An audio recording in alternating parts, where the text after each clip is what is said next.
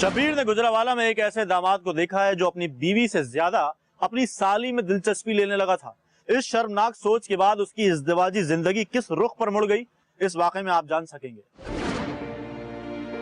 एक दिन शब्बीर का गुजर गुजरावाला के इलाके रशीद कॉलोनी से हुआ तो उसे लाल ईंटों से बने कुछ मकानात नजर आए। इन मकानात के इर्द गिर्द गंदगी और कूड़े के ढेर थे और सीवरेज के पानी की वजह से मक्खी मच्छरों की बहुतात थी। गलियां कच्ची थीं जिनमें महल्ले के बच्चे खेल कूद में मगन थे। शब्बीर अभी इलाके ही में मौजूद था कि उसने दो पुलिस वालों को गली में दाखिल होते देखा।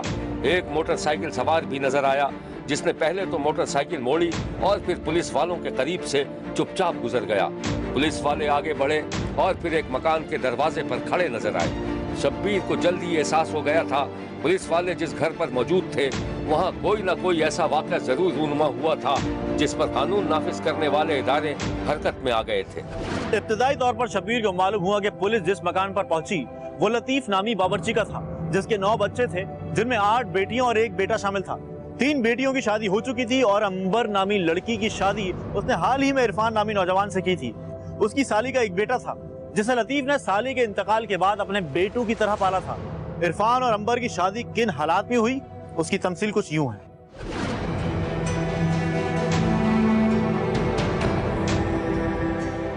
शब्बीर ने देखा कि एक रात लतीफ जब शादी का खाना तैयार कर रहा था किसी गहरी सोच में था।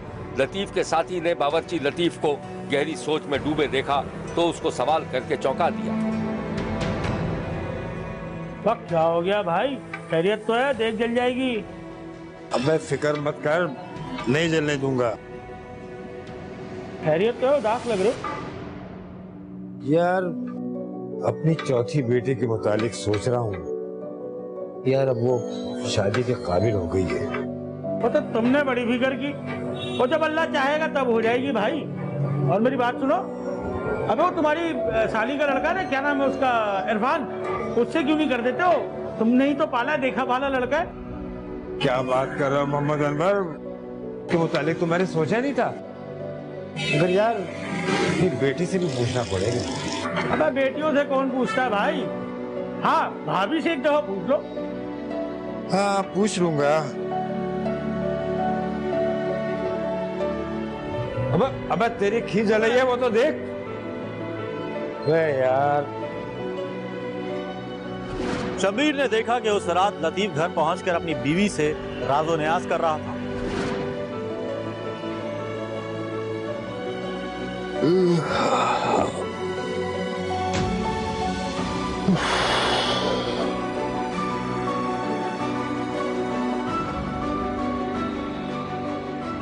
लगता है आज बहुत थक गया। हाँ बेगम, काम है तो थकन भी है। ये लीजिए, चाय पीजिए, थकन उतर जाएगी। अरे वाह भाई वाह।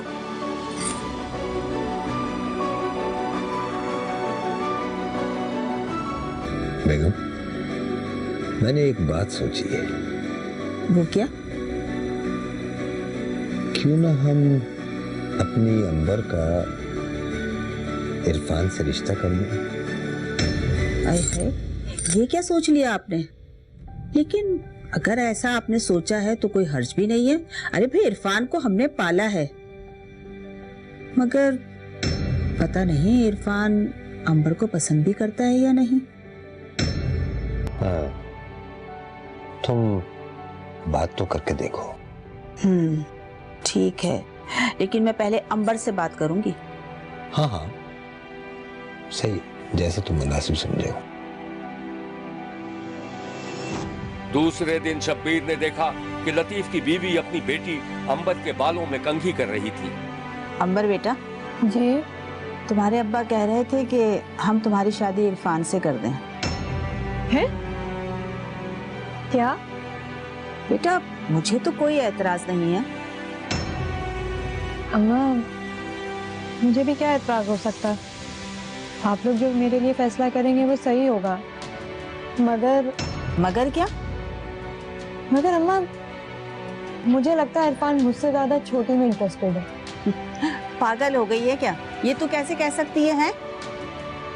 हो सकता है ये सिर्फ मेरा ख्याल हो, मेरा वहम हो बस। अरे बेटा, इरफान को हमने पाला है, जो मैं कहूंगी वही करेगा। अभी माँ बेटी बात ही कर रही थी कि अंबर की छोटी बहन भागती हुई कमरे में दाखिल हो गई। उसके पीछे इरफान भी था। अंबर की छोटी बहन माँ के पास आकर बैठ गई। अरे भाई, क्या हंगामा मचा रखा है तुम दोनों ने? अम्मा देखो ना इरफान भाई को, कब से तंग करे जा रहे हैं मुझे। इरफान, क्या कर रहे हो ये? खाला मैं तंग नहीं कर रहा, ये मुझे तंग करी, कह रही कि तेरी किसी कलमुई से शादी होने वाली है। बदतमीज, इस तरह कहते? चलो जाओ बावर्ची खाने में, ढेरों बर्तन गंदे पड़े हैं, जाओ धो आके। चलो ऐसे। इरफान माँ के पास आया तो अंबर सूरत हाल को समझते हुए वहाँ से उठकर चली गई। ये अंबर को क्या हुआ, ये क्यों उठ के चली गई? अरे इरफान बेटा, जब बेटियों की शादी की बात चलती है ना तो वो शर्मा के ही चली जाती हैं। क्या मतलब, अंबर की शादी होने वाली है? हाँ, पूछेगा नहीं किससे? किससे? अरे तुझसे कर रही हूँ, बोल, पसंद है ना अंबर? पता नहीं खाला। अच्छा, मैं एक जरूरी काम से बाहर जा रहा हूँ, थोड़ी देर में वापस आता हूँ। चलो ठीक। इरफान कुछ सोचता हुआ घर से बाहर निकल गया और अंबर की माँ ने मुस्कुराते हुए दरवाजा बंद कर लिया।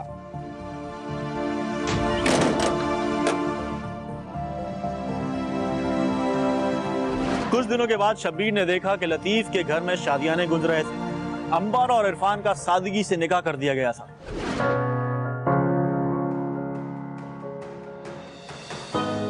मौलवी साहब निकाह पढ़ाकर जा चुके थे।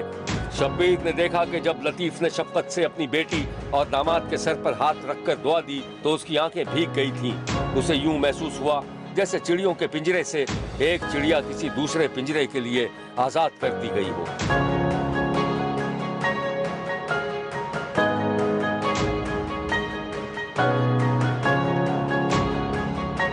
बाप एक तरफ हटा तो अंबर की छोटी बहन ने अपने दूल्हा भाई से छेड़छाड़ शुरू कर दी। वैसे एक बात कहूं, आप ना बिल्कुल अच्छे नहीं लग रहे। अरे अरे अनम, आज के दिन भी तुम बाज नहीं आओगी?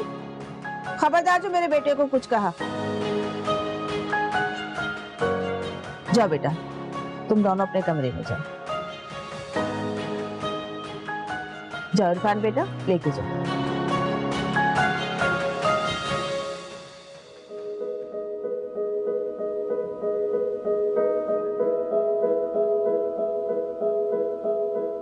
शुक्र है मेरी बच्ची अपने घर की हो गई।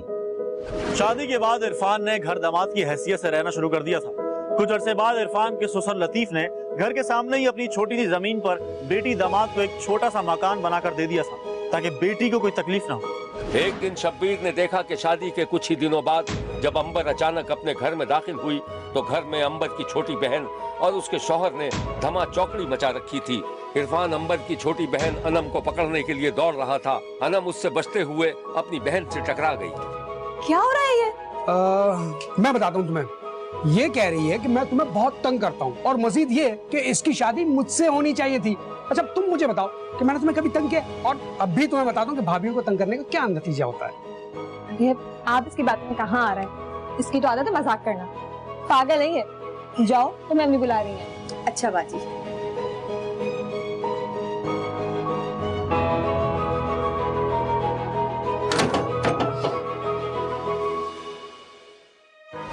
अंबर एक सीधी सादी सी लड़की थी, लेकिन उसकी छोटी बहन उससे मुख्तलिफ थी।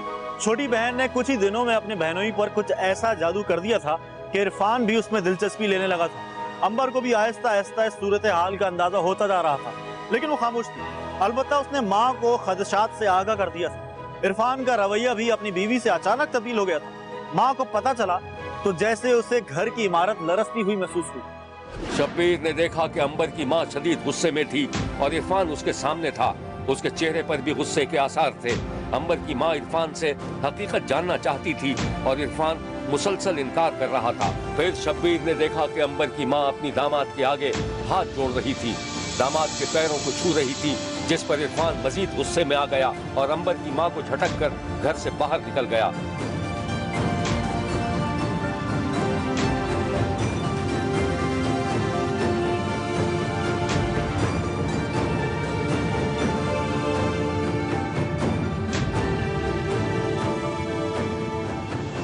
इरफान ने घर में दाखिल होते ही अपनी बीवी अंबर पर चढ़ाई कर दी। ये क्या नाटक शुरू कर दिया तुमने इस घर में? नाटक? कैसा नाटक? ये क्या हो गया इरफान, आपको आप इतना गुस्से में क्यों है? क्या कहा है तुमने अपनी माँ से? अम्मी से? नहीं, मैंने तो अम्मी से कुछ भी नहीं कहा। है? अच्छा किया अगर तुमने बता भी दिया, तो वैसे कौन सा सच इतने दिनों छुप सकता था? कैसा सच?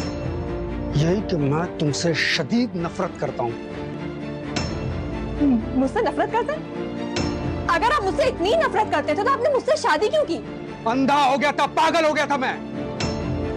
इरफान, इरफान प्लीज, खुदा के वास्ते ऐसा मत कहे। तुम्हारी औलाद भी होने वाली है। औलाद होने वाली तो मैं क्या करूं? और हाँ, मेरी एक और बात कान खोलकर सुन लेना और बिल्कुल भी गुस्सा मत करना, और वो ये कि मैं अनम से शादी करने जा रहा हूं। अनम से? लेकिन अनम मेरी छोटी बहन है, ऐसा नहीं हो सकता। क्यों नहीं हो सकता? बहुत आसान सा तरीका है, मैं तुम्हें तलाक दे दूंगा और उससे शादी कर लूंगा। तलाक? इरफान, इरफान! शब्बीर को ये मनाजिर देखकर ऐसा लगा जैसे अंबर के घर की छत गिर गई हो और अंबर और उसके माँ बाप मलबे में दबकर मर गए हों।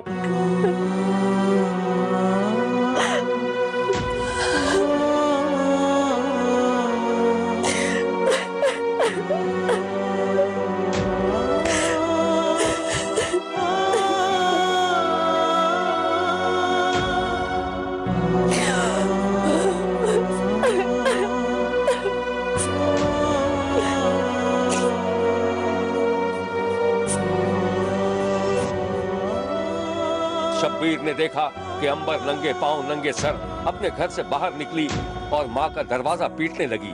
अंबर ने दरवाजे को धक्का दिया तो वो खुल गया। अंबर घर में माँ को आवाज देती हुई दाखिल हुई तो माँ घर में मौजूद नहीं थी। उसकी छोटी बहन अनम उससे टकरा गई।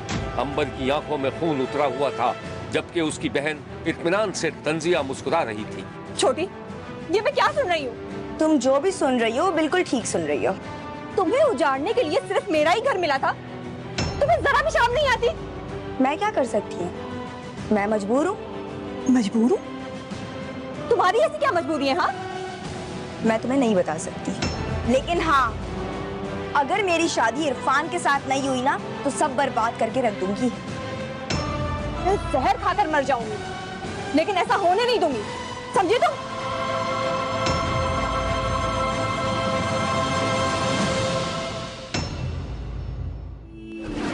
इरफान ने मुबैना तौर पर न सिर्फ अपनी साली से नाजायज ताल्लुकात इस्तेवार कर रखे थे, बल्कि बात इससे भी आगे बढ़ चुकी थी। घर की इज्जत को बचाने के लिए अंबर के पास सिर्फ एक ही रास्ता था कि वो अपनी जिंदगी खत्म करके अपने शौहर और बहन के लिए रास्ता हमवार कर दे। शब्बीर ने देखा कि अंबर अपनी माँ के छानों से लगी आंसू बहा रही थी और माँ उसे तसल्लियां दे रही थी।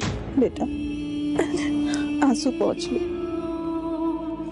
मैंने छोटे को सब समझा दिया, अब ऐसा कुछ नहीं होगा। और वैसे भी तो बच्चे की माँ बनने वाली है ना। देख, अपना और अपने शौहर का पूरा ख्याल रखो, सब ठीक हो जाएगा बेटा, सब ठीक हो जाएगा। मैंने छोटी के लिए रिश्ता देख लिया है, बहुत जल्द मैं उसकी शादी कर दूंगी। बस तू चुप हो जा, चुप हो जा मेरी बच्ची, ऐसी हालत में रोते नहीं है, चुप हो जा। इस कहानी की मजीद तफसीलात हम आपको दिखाएंगे, लेकिन एक ब्रेक के बाद। कहीं जाइएगा मत, क्योंकि कोई देखे ना देखे, शब्बीर तो देखेगा। कुछ ही दिनों में अंबर एक बेटे की मां बन गई थी और उसे यकीन था कि अब हालात बदल जाएंगे। एक दिन शब्बीर ने देखा कि इरफान घर में आया तो अंबर से बात किए बगैर अपने कमरे में चला गया। अंबर अपना बच्चा गोद में लिए इरफान के पास पहुंच गई। इरफान, प्लीज गुस्सा मत कीजिएगा। आप मुझसे काफी दिनों से ना बात कर रहे हैं ना मेरा हाल पूछ रहे हैं, क्यों? क्योंकि मैं तुझसे शदीद नफरत करता हूँ। चल अब निकल जा यहाँ से, निकल जा, मैं तेरी सूरत भी देखना नहीं चाहता, निकल। अंबर ने शौहर की बदमिजाजी को खंदा पेशानी से झेलने की कोशिश की और बच्चा शौहर के कदमों में रख दिया।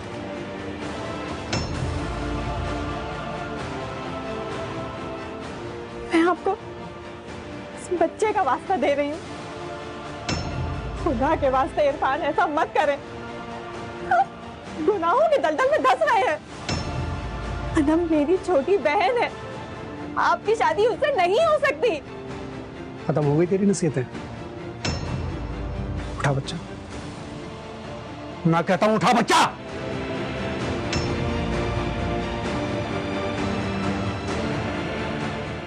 इसी दौरान अंबर की माँ बेटी के घर आई तो दामाद ने अपनी सास को भी आड़े हाथों ले लिया।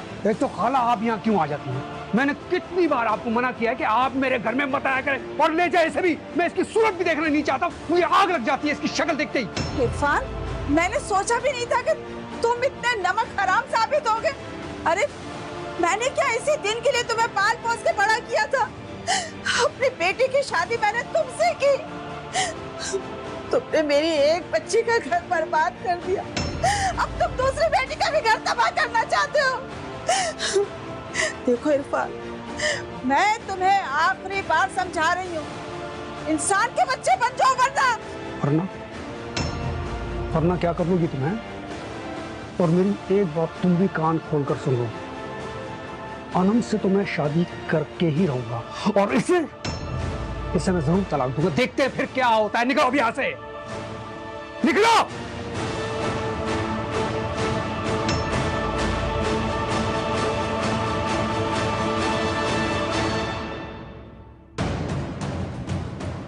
दामाद की बदतमीजी सुनकर अंबर की माँ इंतहाई गुस्से के आलम में घर पहुंची। उसकी छोटी बेटी अनम सिंहार में मसरूफ थी। माँ ने जूती उतारी और बेटी को पीटना शुरू कर दिया। कमबख्त मनूस, अरे मुझे क्या पता था कि मैं इस बहन को पाल रही हूँ घर में।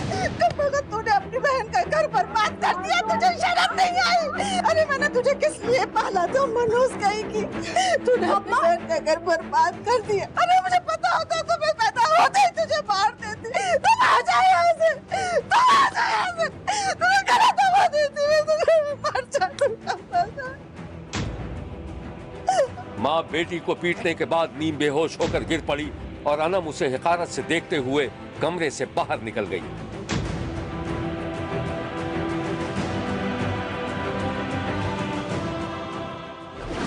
इस वाकये के एक दिन के बाद इरफान अपनी बीवी की छोटी बहन को लेकर कहीं फरार हो गया। अंबर के माँ बाप को पता चला कि इरफान अनम को लेकर फैसलाबाद चला गया था। शब्बीर ने देखा कि अंबर की माँ और उसका बाप शदीद परेशानी के आलम में थे। उनकी समझ में नहीं आ रहा था कि वो क्या करें। अंबर की माँ, इस अनम ने तो हमें जिंदा दफन कर दिया। अरे मैं क्या बताऊं, मैं तो खुद बर्बाद हो गई। तो क्या करूं? अंबर के पैर पकड़ के उसे राजी करूं कि अपने शौहर से तलाक ले ले? हाय हाय, ये तो खत्म हो जाएगा। नहीं, या अल्लाह हमारी मदद कर, अल्लाह मदद कर। ये सब क्या हो रहा है?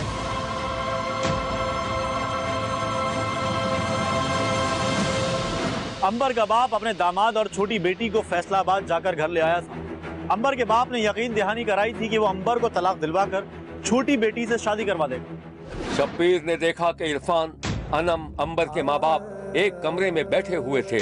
बाप ने छोटी बेटी के कदमों में अपनी पगड़ी रखी हुई थी और वो हाथ जोड़कर बेटी को समझा रहा था, जबकि अंबर की माँ अपने दामाद की थोड़ी पकड़कर दरखास्त कर रही थी। अंबर दरवाजे के पीछे खड़ी आंसू बहा रही थी। बेटा, तुझे अल्लाह और रसूल का वास्ता बेटा, ये तेरी बहन का शौहर है।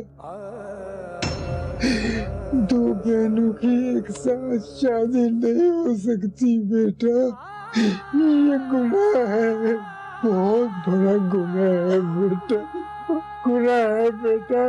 इरफान बेटा समझने की कोशिश करो। अगर मेरी बेटी अंबर को तलाक हो गई तो वो कहीं की नहीं रहेगी बेटा, कहीं की नहीं रहेगी। जो होना था सो हो गया। अब तू बदल जा बेटा, बदल जा खुदा के लिए। देख, मैं तेरे आगे हाथ जोड़ती हूँ बेटा, हाथ जोड़ती हूँ।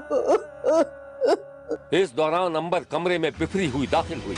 अम्मा, अब्बा, मुझे इससे तलाक चाहिए, मुझे इसके साथ नहीं रहना, छोड़ दो मुझे।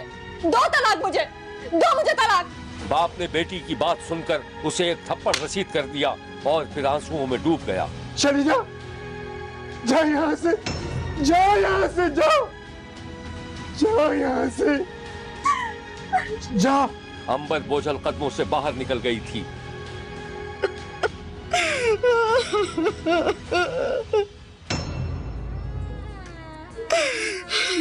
बेटा,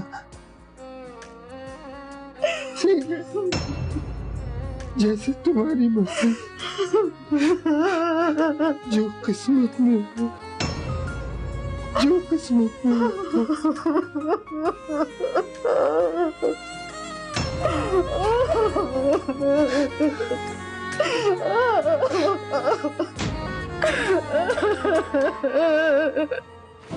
शब्बीर ने अपनी जिंदगी में अंबर के बाप से ज्यादा मजबूर इंसान नहीं देखा था।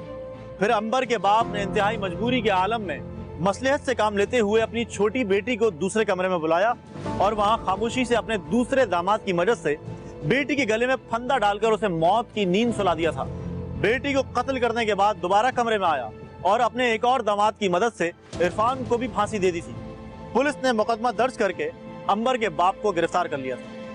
ये है उस अलमनाक कहानी के किरदार जिनकी कहानी खून के आंसुओं से तकदीर ने लिखी थी। मैंने फिर मेरी बीवी ने बुलाया, उन्हें करमाया घर आया ते अगों मेरे आउंदियां नो मेरी बेटी छोटी नूं ना दोवे लै गए ने कढ के फैसलाबाद।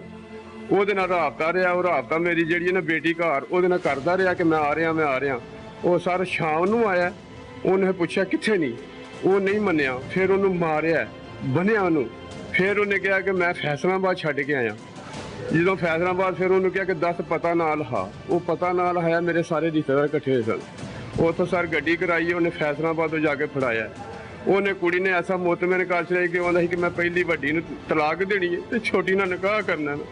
ਉਹਨੂੰ ਤਰਲੇ ਮਿਲਣ ਉੱਥੋਂ ਆਂਦਾ ਤੇ ਲਿਆ ਕੇ ਤੋਂ ਇਹਨਾਂ ਫਿਰ ਬੜੇ ਤਰਲੇ ਕੀਤੇ ਨੇ ਮੇਰੇ ਸਾਰੇ ਰਿਸ਼ਤੇਦਾਰਾਂ ਕੋਈ ਇਨਸਾਨ ਬਣ ਜਾ। ਉਹਨੇ ਆਖਿਆ ਨਹੀਂ ਮੈਂ ਇਹਨੂੰ ਤਲਾਕ ਵੱਡੀ ਨੂੰ ਦੇਣੀ ਹੈ ਤੇ ਛੋਟੀ ਨਾਲ ਨਿਕਾਹ ਕਰਨਾ। ਸਰ ਫਿਰ ਮੈਂ ਉਹਨਾਂ ਨੂੰ ਨਾ ਮਾਰਦਾ, ਬੇਟੀ ਨੂੰ ਪਹਿਲਾਂ ਫਾਹ ਦੇ ਕੇ ਮਾਰਿਆ, ਰੱਸਾ ਪਾ ਕੇ, ਫਿਰ मैं उन्हें बैठ के दे जाके उन्हें मैं फाह दे के मारिया। सर गोजरांवाला में पेश आने वाले इस अलमनाक वाक़े पर शब्बीर सख्ते के आलम में है। शब्बीर को ये तो यकीन है कि मजलूमों को इंसाफ जरूर मिलेगा, लेकिन ये सोचकर शब्बीर का दिल बैठने लगता है कि अंबर जैसी फर्माबरदार और शौहर परस्त लड़की का आखिर कसूर किया था जिसकी सजा वो जिंदगी भर भुगतती रहेगी। देखते रहिए, क्योंकि कोई देखे न देखे शब्बीर तो देखेगा। शब्बीर ने हारूनाबाद में एक ऐसी लड़की को देखा है जिसकी शादी उसकी मर्जी के बगैर कर दी गई थी, लेकिन इस शादी का क्या अंजाम हुआ आप भी देखिए। रेहाना सिर पर गट्ठर रखे खेतों से गुजरकर अपने घर जा रही थी कि रास्ते में उसे बूटा मिल गया। रेहाना ला मुझे दे, मैं पहुंचा देता हूँ। इतना सारा बोझ उठा के लेके जा रही है। चल चल, बड़ा आया पहलवान बनने, तुझसे ज्यादा ताकत है मुझमें। और वो तो मुझे पता है तेरे अंदर कितनी हिम्मत है, लेकिन अच्छा नहीं लगता ना। क्यों अच्छा क्यों नहीं लगता? वो इसलिए कि तू मुझे अच्छी जो लगती है ना। चल चल, ज्यादा बातें ना बना, भाई आ गया ना तो कीमा कर देगा तेरा। वो लगता है तेरी अम्मा से बात करनी पड़ेगी मुझे। हिम्मत है तुझमें इतनी? इसमें हिम्मत की क्या बात है, मैं शादी करना चाहता हूँ तुझसे। चल चल भाग यहाँ से, देख भाई आ रहा है वहाँ से। ठीक है मैं कल आऊंगा। चल चल भाग। बूटा रेहाना के भाई का सुनकर एक तरफ दौड़ गया। रेहाना से बौखलाहट में गट्ठर गिर गया और वो उसे दोबारा सर पर रखने लगी तो भाई उसके पास आ गया। और रेहाना तुम अभी तक घर नहीं पहुंची? अब बस भाई घर ही पहुंची थी, ये गिर गया। अच्छा तू रहने दे, तू घर चल, मैं लेकर आता हूँ, ठीक है? रेहाना तेज कदमों से घर की तरफ रवाना हो गई।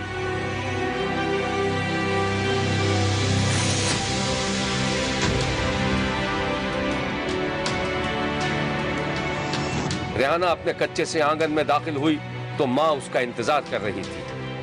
अरे बेटी, लकड़ियाँ नहीं लाई? अम्मा भाई लेकर आ रहा है। अरे तू इतनी परेशान क्यों है, क्या हुआ है? अम्मा मैं लकड़ियाँ लेकर आ रही थी और बूटा मिल गया मुझे रास्ते में, तो शायद भाई ने मुझे देख लिया उससे बात करते हुए। अरे कमबख्त, कितनी दफा मना किया है, मत किया कर उससे बात, सुनती क्यों नहीं है? अम्मा मैं कहाँ करती हूँ, वो खुद ही बात करता है। देख बेटी, कान खोल के सुन ले, इतनी उम्र गुजारी है मैंने, सब समझती हूँ मैं। तेरी शादी उससे नहीं हो सकती। क्यों नहीं हो सकती अम्मा? क्योंकि वो हमारी जात बरादरी का नहीं है। अम्मा ये जात बरादरी से क्या होता है? बस कर, ज्यादा सवाल नहीं कर। जाके आटा गूंद के रख, भाई लकड़ियां लाएगा तो रोटी पका के दे दीजो। चल जा। हारूनाबाद के एक छोटे से गांव 22-3R की रिहायशी 20 साला रेहाना बूटा से मोहब्बत करती थी, लेकिन जात बिरादरी की ऊंच नीच आड़े आ गई और रेहाना की शादी खानदान में ही कर दी गई। शादी के 6 वर्षों में रेहाना एक बेटी और एक बेटे की मां बन गई थी। इतना वक्त गुजर जाने के बावजूद बूटा की मोहब्बत उसके दिल से ना निकल पाई। आप भी देखिए। एक दिन शब्बीर ने देखा कि रेहाना बूटा के साथ मोटरसाइकिल पर बैठी कहीं जा रही थी।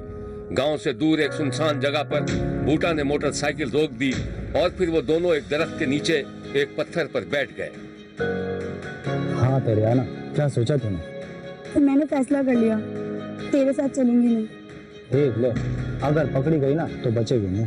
मुझे नहीं परवाह, 6 साल हो गए, एक दिन भी सुकून का नहीं मिला। तो ये छोड़, ये बता मुझसे भी प्यार करता है या नहीं? अरे अगर तुझसे प्यार नहीं करता तो किसी दूसरी से शादी नहीं कर लेता अब तक। तो मुझे बहुत दूर ले चल, इन सब से दूर ले चल। अच्छा ये बता, तेरे बच्चों का क्या होगा? नानी दादी के पास रहेंगे, बाप संभाल लेगा। ये मोहब्बत भी कितनी खुदगर्ज होती है ना। क्या मतलब? तू मुझे खुदगर्ज कह रहा है? अरे नहीं। अच्छा सुन, हम लोग कराची चलेंगे, वहाँ जाकर मैं छोटी मोटी मजदूरी कर लूंगा ना, मकान ले लेंगे, गुजारा कर लेंगे। वैसे कराची कहाँ है? अरे बहुत दूर है, तू फिक्र मत कर, सारा इंतजाम कर लूंगा मैं। समझ गई ना तू? चल ठीक है।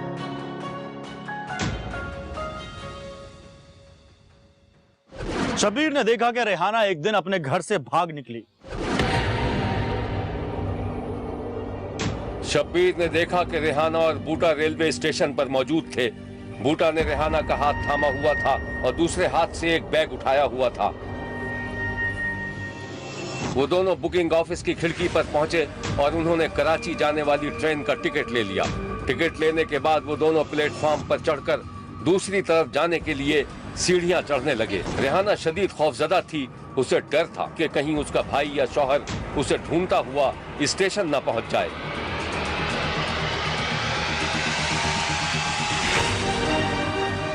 कराची जाने वाली ट्रेन स्टेशन पर रुकी तो मुसाफिर ट्रेन की तरफ लपके। रेहाना और बूटा भी इसमें शामिल थे। अभी वो ट्रेन के दरवाजे से जरा दूर ही थे कि एक शख्स ने बूटा को आवाज देकर रोक लिया। ओ बूटे! बूटा ने मुड़कर देखा तो वो गांव का एक शख्स था जो स्टेशन पर छाबड़ी लगाकर अपना कारोबार करता था। ओ गामा, तू यहाँ क्या कर रहा है? ओ मैं यहाँ चीजें बेचता हूँ। और ये कौन है? और ये मेरी रिश्तेदार है, लेकर जा रहा हूँ इसे। कहाँ? और यार लाहौर जा रहा हूँ। और ये गाड़ी तो कराची जा रही है। अच्छा वो यार देर हो रही है, मैं बाद में मिलता हूँ। बूटा ने गांव के आदमी से झूठ बोलकर अपनी जान छुड़ा ली थी।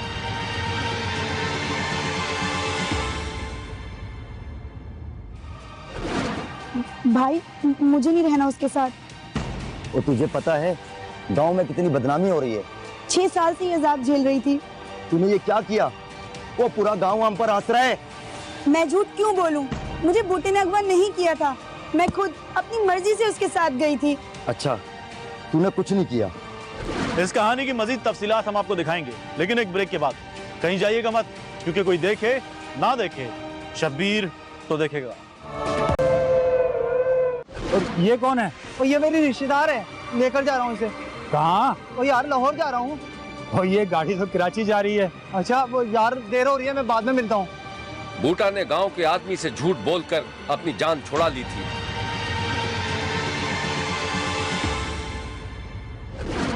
बूटा और रेहाना के भागने की खबर पूरे गांव में फैल गई थी और रेहाना के भाइयों को इतना जरूर पता चल गया था कि बूटा उसकी बहन को लेकर कराची भाग गया था।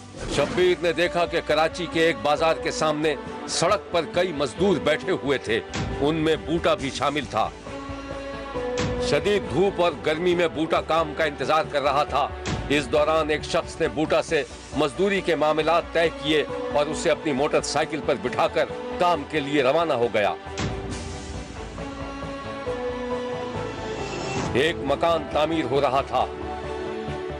शब्बीर ने देखा कि बूटा सुबह से शाम तक मजदूरी करता रहा। काम खत्म होने के बाद बूटा ने ड्रम से पानी निकालकर मुंह हाथ धोए और इस दौरान सेठ ने उसे मजदूरी दी तो बूटा की आंखें चमकने लगी।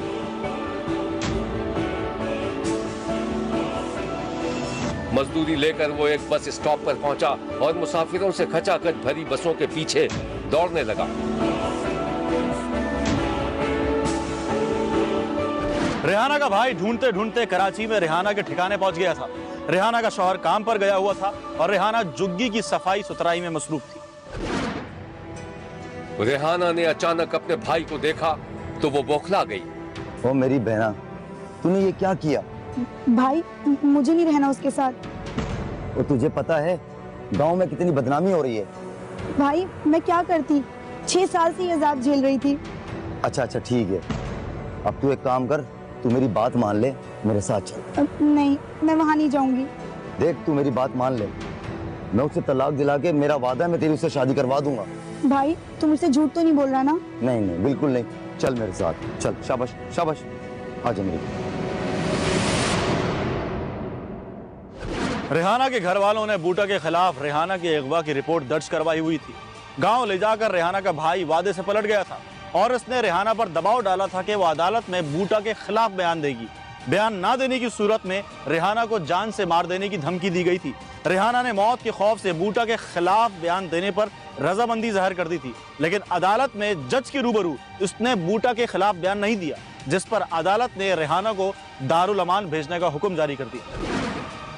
रेहाना पुलिस कस्टडी में अदालत से बाहर निकलकर एक बेंच पर बैठ गई। उसके पीछे पीछे उसका भाई उसके सामने आ गया। रेहाना, तूने ये क्या किया? वो पूरा गांव हम पर हंस रहा है। मैं झूठ क्यों बोलूं? मुझे बूटे ने अगवा नहीं किया था, मैं खुद अपनी मर्जी से उसके साथ गई थी। अच्छा, तूने कुछ नहीं किया, ये ले तेरा इनाम। तूने कुछ नहीं किया। रेहाना के भाई ने मुबैना तौर पर तैश में आकर अपनी बहन को पुलिस कस्टडी में गोली मार दी थी। गोली मारकर रेहाना का भाई फरार होने की कोशिश करने लगा तो अदालत के अहाते में मौजूद अहलकारों ने उसे पकड़ लिया।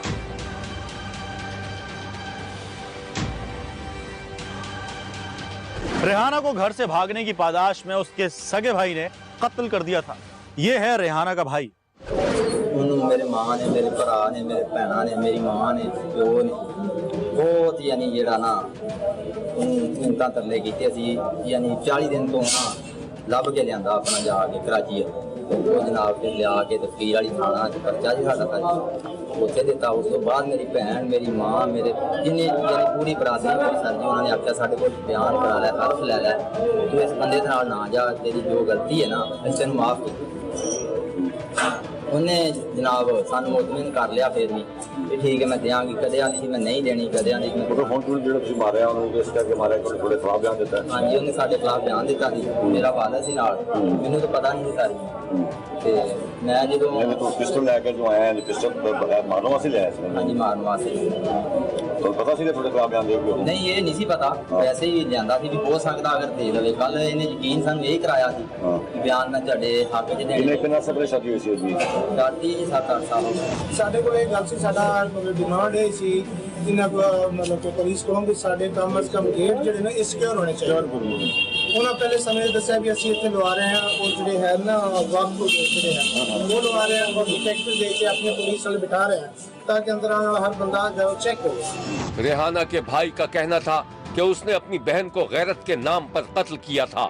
शब्बीर का कहना है कि रेहाना के घर से भागने में असल कसूर रेहाना का नहीं बल्कि उसके घर वालों का था, जिन्होंने रेहाना की जबरदस्ती उसकी मर्जी के खिलाफ शादी कर दी थी।